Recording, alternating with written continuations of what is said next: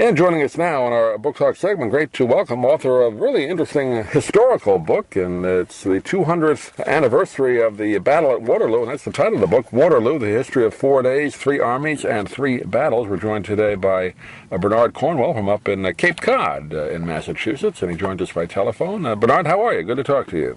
I'm good, and thank you for inviting me, Doug. Yeah, good to have you on. Now, this is, I guess, a bit of a departure for you because you've written so many novels, but this is actually a nonfiction book, the first time you've done one of those, right? It's the first and the last time, but it's a book I always wanted to write. I regard myself as a fiction writer rather than a historian. Was it much different than you thought it would be when you started the project? Yeah, it was very different from writing a novel. I mean, half the work, or more than half, 90% of the work of writing a novel is actually finding out what happens, finding the story. I mean, if you're writing the story of Waterloo, you know what happened. What was difficult was to find the voices of the people who were there. It was a terrible day. It was a ghastly battle.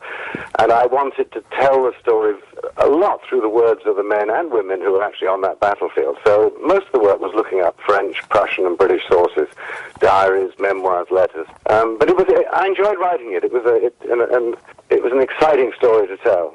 When you start to do a research on this, like you said, you just diaries and that kind of thing. Where do you look for that kind of material? Well, it was. Remember, this is a great historic battle. The men who were at Waterloo, it's like the men who were at Gettysburg. They knew they'd been present at a turning point in history. They knew it. And the survivors, they wrote letters. They wrote to their families. Some of them published their diaries. A lot of them wrote their memoirs. And then about 10, 20 years after the battle, a British officer began to write to people saying, tell me about the battle before you forget. And he collected these letters. So we have literally thousands and thousands of letters. But it really was the people who were there realizing that they'd been at this historic moment and wanting to put down their impressions of it. So there was no shortage of material. The difficulty was sorting through it. I would say, yeah, getting through it and finding calling through and getting information that would make an interesting book without, I guess, being bogged down, right? Yes, but what was it like to be there? I mean, to be on this dreadful day where so many died and so many were wounded. And it was finding the guys who could actually describe this and describe their feelings and describe what they saw. A lot of them didn't really see very much. They said, the battle for me was a great bank of smoke, of powder smoke, and we shot at the flashes inside the smoke, the flashes being the enemy's musket flashes. But others had wonderful stories to tell, and interesting stories to tell. I mean, there was a wonderful little French boy. He was only 18 years old. And he's in one of the enormous, in fact, the largest infantry charge of the whole Napoleonic Wars, and he gets captured by the British. And they strip him of everything valuable, take his money, take his watch, they even take his rucksack. And then he's rescued by French cavalry, but he's been left with nothing, and he trudges back across the battlefield and comes across this dead British cavalry officer who has a gold watch on a gold chain. So he said, I left the battlefield richer than I arrived. Waterloo is kind of one of those battles, like you kind of can almost equate it with D-Day, right? I mean, that type of, 3 or 4 days well, of yes, pure hell. It's important because it ends an era. It ends 100 years of British-French rivalry. And those long wars, and those wars had been going on for 100 years. They don't end with a whimper, they end with a bang. I mean, suddenly it is all over at Waterloo. And the battle is given extra, piquancy, because the British are commanded by the Duke of Wellington, the French obviously by Napoleon. And there's nobody in the world in 1815 who would have denied that the two greatest soldiers of the age were Napoleon and Wellington. They were head and shoulders above anybody else. Their reputations are unassailable. I mean, Napoleon is the great warlord. He's marched his armies from Madrid to Moscow. He's suffered great defeats too, like the one in Russia. But he's had these amazing victories like Austerlitz and Friedland. Everybody thinks that this is the greatest soldier of the age. But there's Wellington, who's never lost a battle. He's the same age as Napoleon, 46.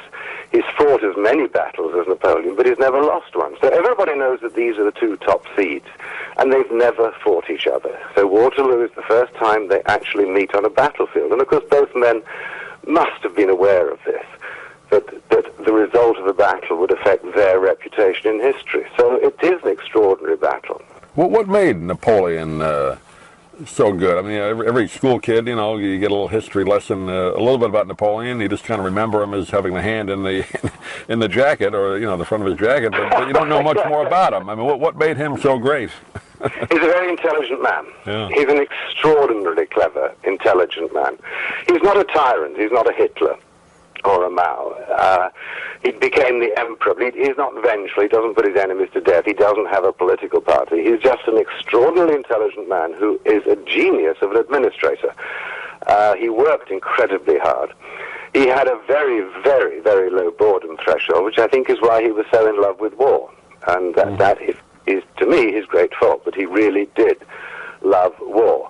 Unlike the Duke of Wellington, who said after the Battle of Waterloo, "I pray to God I have fought my last battle," and he spent much of the battle trying to stiffen his men's resolve by saying, "Look, if we win today, I promise you a generation of peace."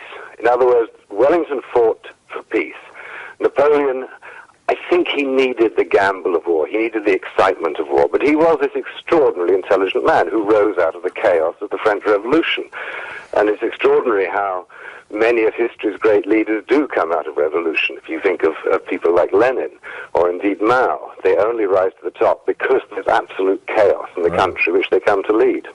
They're very similar to Patton, the way they both seem to, I wouldn't say love war, but they love to be part of the battle, right? Planning it and all that.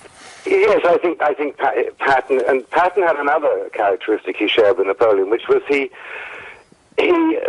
although the troops worshipped Napoleon, he was incredibly careless with their lives. They took enormous casualties. After the Battle of Austerlitz, which was, of course, Napoleon's perhaps his most famous victory in 1805, the morning after, a French general was crying on a hill, and Napoleon said to him, "What on earth are you weeping for?" And the general looked at the valley and pointed to the valley, and he said, "Look, sire, look at all those dead," and there were all these dead French in blue uniforms across the bottom of the valley. And Napoleon looked at him and said, "The women of Paris can replace them in one night." So and then again in 1814, Talleyrand said to him, "If you continue the war, sire, it'll cost France 1 million men." He said, "What are 1 million men to me?" Yeah. So he did have this extraordinary carelessness about his men's lives, although his men actually worshipped him. They adored him. He had charisma, and he only had to appear in front of a regiment. They all started cheering. And when you think of the way war was then, I know they had guns and that kind of thing, but for the most part, it was hand-to-hand, right? I mean, it's not like it is today. There's a good deal of hand-to-hand fighting. I mean, mostly it didn't come to that. Mostly it was fought with muskets at a range of 30 or 40 paces, much the same as we say the American Revolution. Right. But certainly at Waterloo, there were several occasions where these musket duels, which are being fought at very, very close quarters, were settled by a bayonet charge. And then, of course, if you were a cavalryman, of course you fought hand-to-hand. And cavalry played a very, very big part in this battle. And many, many men were going to be cut down by swords or lances. So it is gruesome. But perhaps the worst, I mean, one Frenchman who was there said the worst slaughter was done by the artillery. So, you know, you take your money and you get your choice on this one. Yeah, muskets were one shot at a time, right? You had to reload the whole gun. I mean, it wasn't... You had to reload the whole gun, and it was very, very slow to do. And as the musket barrel got fouled, it got slower and slower. I mean, a musket could, in good hands, fire 3 shots a minute, but after an hour or two of firing, it would be down to less than that because the musket was so fouled with spent powder. Which is why you mass them together. So, of course, the battles were fought by men massed in great big columns and lines and squares, right, blasting away, and there's no smokeless powder, so the field... I mean, there's some wonderful pictures in the book, and the pictures were painted just after the battle. But the truth is the battle didn't look like that because the artist hasn't put much smoke in, and if he did put the smoke in, you wouldn't see anything. Yeah. And remember, the British had that, the 4-squared formation, right, where one group would be reloading while the other one was shooting, right? It's like paper, scissors, stone. When you were fighting infantry, you lined up, you made a long line so that every musket could fire, but then if you were threatened by cavalry, you formed a square because cavalry couldn't break the square. So these formations were always changing on the battlefield, going from column to line to square. And that's part of the skill of being a general, is knowing when to order this. But on the whole, they fought in a line and they blasted away at the enemy's line. And these battles, this battle at Waterloo took place June 16th through 18th, 200 years ago. But like you said, it became history almost from that minute, right? People knew at the time what it was all about. People did, and then the curious thing is that how many towns in the United States were named Waterloo in the next few years, and that's strange because America didn't. There's more. There's all over the place. North Dakota, Louisiana, all over. There's. I think somebody once told me there are 43 postal districts in America which have got a town called Waterloo. Some of those were named by people who went there after the battle, who settled there after the battle, but some were just named because I think people knew that they'd lived through a period of history and that Waterloo was incredibly important. And although America obviously had no troops there, nevertheless, it affected America. It affected the whole of the 19th century, and that is, in many ways, the most important thing about the battle, which is that it sets history on a new course. And the word Waterloo itself has become somebody's thing they've overcome, right? Their own personal Waterloo, downfall. Right? Which it was, of course, for Napoleon, and because he wasn't just defeated at Waterloo, he was routed.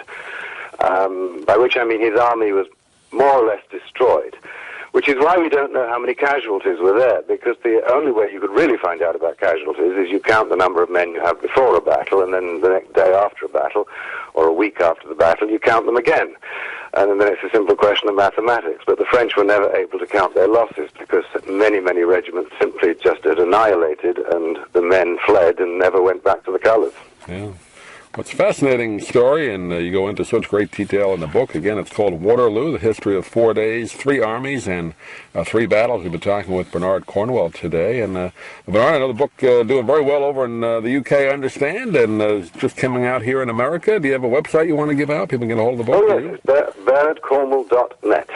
So people are very welcome to go and look for it there. Great. Bernard, pleasure to talk to you. Hope we can do it again, but thanks for joining us today. Thank you, Doug. If you'd like to order the book we're talking about, please go to DougMilesMedia.com and enter the author's name in the Amazon search box. Thank you for listening. Please come back soon for more conversations here at DougMilesMedia.com.